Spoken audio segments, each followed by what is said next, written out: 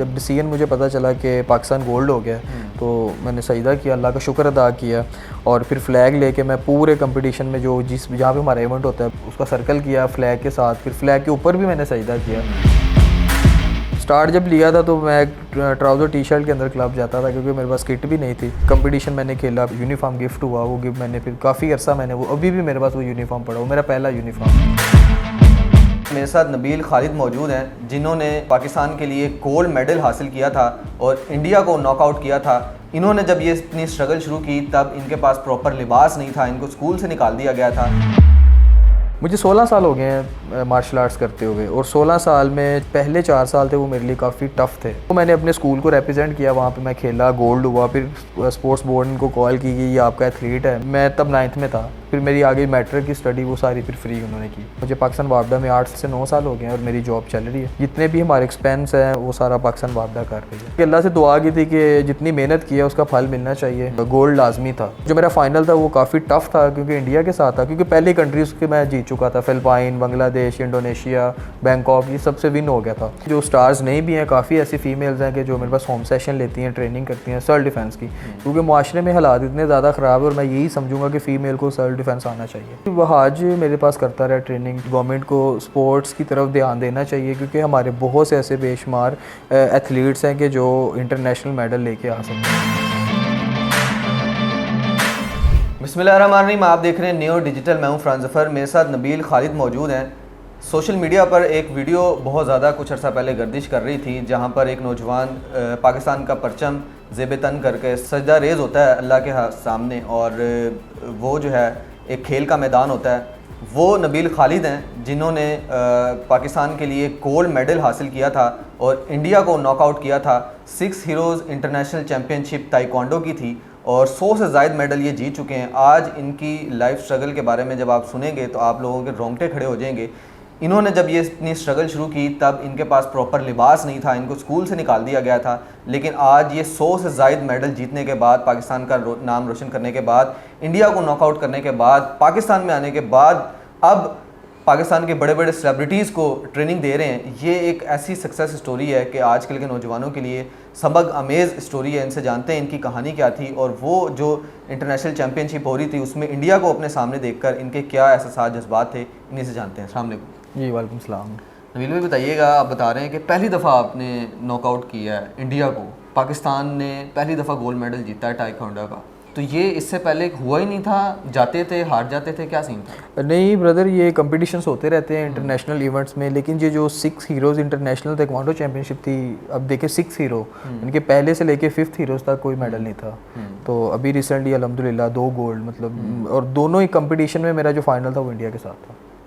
और वो पहले से जीत चुके थे इंडिया, कभी जीता हुआ था? इंडिया के पहले मेडल्स आते जाते रहते हैं, कभी आते हैं, कभी कोई और कंट्री ले जाता है, लेकिन पाकिस्तान के मेडल्स उनसे वो जब इंडिया के साथ कंपटीशन होता है तो कम होते हैं। ज़ाहिर है वो प्रेशर तो था कि यार इंडिया ने पहले जीते हुए हैं, मैंने जीतना है मुल्क के लिए। हाँ प्रेशर तो होता है क्योंकि इंटरनेशनल कंपटीशन में सबसे ज़्यादा प्रेशर ही होता है, क्योंकि आपकी जो परफॉर्मेंस होती है वो बाकी की परफॉर्मेंस से भी देखा जाता है कि यार आप मेडल विन कर भी सकते हैं, नहीं कर सकते। क्या सोच के लड़ रहे थे उस वक्त, क्या सोच के आप मैदान में उतरे थे इंडिया जब सामने था? हाँ, बस यही था कि अल्लाह से दुआ की थी कि जितनी मेहनत की है उसका फल मिलना चाहिए, ठीक है, और गोल्ड लाजमी था। एक होता है गोल्ड लेके आना, एक लाजमी हो जाता है, क्योंकि मेरे बाकी जो टीम मेंबर थे वो काफ़ी कोई ब्राउन्स था, कोई सिल्वर था, कोई हार चुके थे, और मेरी ये कोशिश थी कि यार एक आधा गोल्ड पाकिस्तान के लिए लाजमी है क्योंकि वो आना चाहिए। और जो मेरा फाइनल था वो काफ़ी टफ़ था क्योंकि इंडिया के साथ था, क्योंकि पहली कंट्रीज़ के मैं जीत चुका था, फिलिपाइन, बांग्लादेश, इंडोनेशिया, बैंकॉक, ये सबसे विन हो गया था। 2 पोल थे हमारे, एक से पाकिस्तान आगे आ रहा था, एक से इंडिया आ रहा था, लेकिन फाइनल फिर इंडिया के साथ। तो मैंने बड़ा रिलैक्स होकर कंपटीशन खेला, मुझे पता था कि हल्की सी भी 19-20 की भी गलती हुई तो कुछ भी हो सकता है। तो क्या फिर जीतने के बाद क्या एहसास जज्बात थे? अल्हम्दुलिल्लाह जीतने के बाद जब मुझे डिसीजन पता चला, क्योंकि हमारा डिसीजन उसी वक्त हो जाता है, जब डिसीजन मुझे पता चला कि पाकिस्तान गोल्ड हो गया तो मैंने सजदा किया, अल्लाह का शुक्र अदा किया और फिर फ्लैग लेके मैं पूरे कंपटीशन में जो जहाँ पे हमारा इवेंट होता है उसका सर्कल किया फ्लैग के साथ, फिर फ्लैग के ऊपर भी मैंने सजदा किया। और बस वो एक एहसास होता है इंसान को कि जब इंसान इतनी स्ट्रगल करता है और एक इस लेवल पे जाके खेलता है तो जब पाकिस्तान का नाम रोशन होता है तो फिर सबसे ज़्यादा जो एथलीट्स हैं वो इस चीज़ को समझ सकते हैं, उनके लिए खुशी। पाकिस्तान आने के बाद क्या रिस्पॉन्स था? काफ़ी अच्छा रिस्पॉन्स था और काफ़ी लोगों, जब मैंने पाकिस्तान से जाना था तब भी काफ़ी अच्छा रिस्पॉन्स था, क्योंकि काफ़ी जो अच्छे दोस्त हैं जैसे कि वहाज और एक्टर्स हैं, वो मेरे क्लाइंट्स हैं ट्रेनिंग, उनको सबको पता था कि मैंने कंपटीशन खेलने जाना है।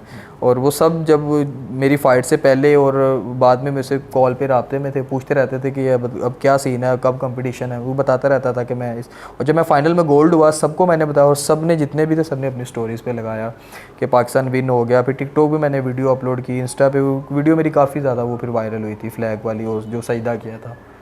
तो ये थोड़ी सी स्ट्रगल के बारे में अपनी बताएं। आप बता रहे हैं कि जब ये शुरू किया था 2009, बैक टू 2009, तो वो तो एक दौर ही ऐसा था कि जिसमें स्पोर्ट्स का नामो निशान ही नहीं था, मेरी अपनी राय के मुताबिक इतनी इन नहीं थी स्पोर्ट्स। तो वहाँ से जब शुरू किया आपने, तो क्या आपके पास, आप बता रहे हैं पूरी किट भी नहीं थी, आपको स्कूल से निकाल दिया, तो फिर क्या सोच के चलते रहे? बेसिकली जब स्टार्ट किया था तो तब वाकई ताइक्वांडो का ट्रेंड था, लेकिन ये कि हमारे मुआशरे में इतना ज़्यादा नहीं था, क्योंकि ज़्यादा लोग तब भी क्रिकेट का आपको पता ज़्यादा था और हॉकी वगैरह, और बाकी ताइक्वांडो को इतने लोग नहीं जानते थे। स्टार्ट जब लिया था तो मैं ट्राउज़र टी शर्ट के अंदर क्लब जाता था, क्योंकि मेरे पास किट भी नहीं थी।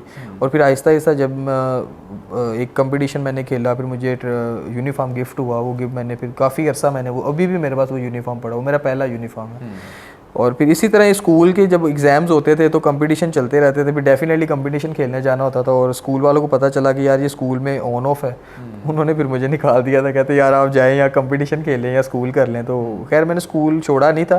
ठीक 15 डेज़ बाद इंटर स्कूल ताइक्वांडो चैम्पियनशिप थी। उस स्कूल्स में जितने भी स्कूल्स हैं ना हमारे अच्छे, वो उसमें अपनी टीमें लेके जाते हैं और फिर फर्स्ट ट्रॉफी हम उठाते हैं वहाँ से।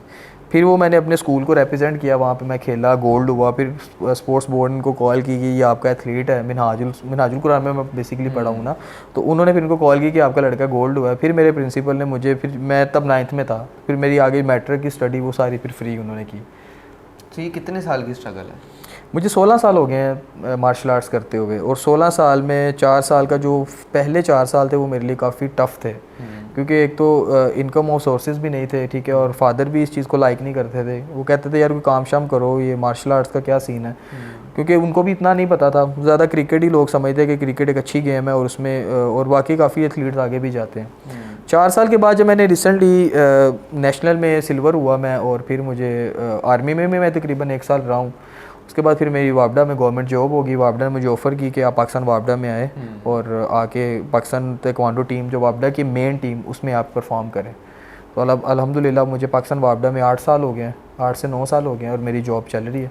जितने भी हमारे एक्सपेंस हैं और ये वो सारा पाकिस्तान वापडा कर रही है। थोड़ा सा आप ये बताइएगा कि ये जो सेलिब्रिटीज़ हैं इनको क्या ट्रेनिंग देते हैं आप, ये क्या ट्रेनिंग होती है, उनकी बॉडी फिटनेस के हवाले से होती है, डाइट होती है, क्या होता है, ये आप क्या सिखाते हैं उन्हें? बेसिकली ये जितने भी हमारे स्टार्स हैं ट्रेनिंग करते हैं, इसमें फ़िटनेस तो ज़रूरी है, क्योंकि फ़िटनेस होती है, और दूसरा हर बंदे का एक शौक होता है कि उनको सेल्फ डिफेंस आना चाहिए। मार्शल आर्ट्स में कोई बॉक्सिंग करता है, कोई क्रॉसफिट के सेशंस करता है, ये डिपेंड करता है कि वो चाहते हैं क्या हमसे। हमने उनको उस हिसाब से ट्रेनिंग करवानी होती है। बाकी डाइट भी चलती रहती है, और ये है कि डाइट बाय डिज़ाइन से डाइट भी वो ले लेते हैं, तो मैं इनका पर्सनल ट्रेनर भी हूँ, और वो सारी चीज़ें चलती रहती हैं। मतलब अगर कोई फीमेल सेलिब्रिटी है वो आपसे सेल्फ डिफेंस की भी टेक्निक सीखती सेल्फ डिफेंस के मेरे पास बड़ी ऐसी क्लाइंट्स हैं कि जो स्टार्स नहीं भी हैं, काफ़ी ऐसी फीमेल्स हैं कि जो मेरे पास होम सेशन लेती हैं, ट्रेनिंग करती हैं सेल्फ डिफेंस की, क्योंकि माशरे में हालात इतने ज़्यादा ख़राब है, और मैं यही समझूंगा कि फ़ीमेल को सेल्फ डिफेंस आना चाहिए।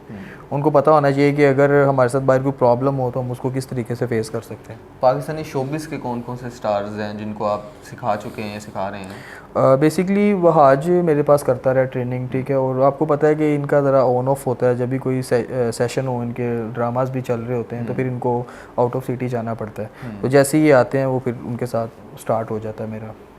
सही है। लास्टली जाते थे बता दीजिए, गोल्ड मेडल तो आपने लिया है पाकिस्तान के लिए, मज़ीद क्या सोच रहे हैं इसमें, क्या फ्यूचर देख रहे हैं अपना, पाकिस्तानी गवर्नमेंट से क्या आपकी एक्सपेक्टेशन है?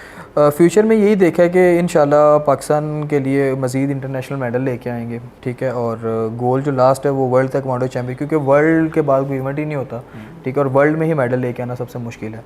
और ये जितने भी इवेंट्स होते हैं ये इसी से बुनियाद होती है आपकी, जैसे जैसे आप मेडल्स लेके आते हैं आपका एक्सपीरियंस ज़्यादा होता है कि आप इंटरनेशनल लेवल पर जाके कैसे खेल सकते हैं।